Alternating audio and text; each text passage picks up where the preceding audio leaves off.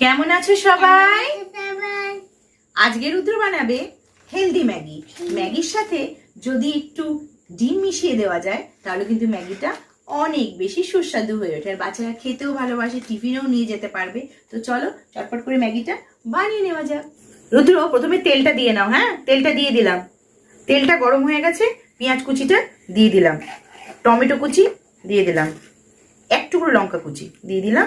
রুদ্র, পেঁয়াজ কুচি টমেটো কুচিগুলো ভাজা ভাজা হয়ে গেছে, এবারে জলটা দিয়ে দিচ্ছি। হ্যাঁ, ম্যাগিটা দিয়ে দিলাম। তো এখন ম্যাগি মশলাটা দিয়ে দিচ্ছে। রুদ্র এখন ঢাকা চাপাটা দিয়ে দেবে, আর 2 মিনিট পরেই হয়ে যাবে ম্যাগি। মামা ম্যাগিটা হয়ে গেছে? হ্যাঁ, তাই তো। এবারে ডিমটা না আগেই ভুজিয়া করে ভাজা করে রেখেছিলাম, এটা ম্যাগিটার উপরে সুন্দর করে ছড়িয়ে দেব। ব্যাস, এবার রেডি আমাদের ম্যাগি। কেমন হয়েছে বলো? অসাধারণ হয়েছে।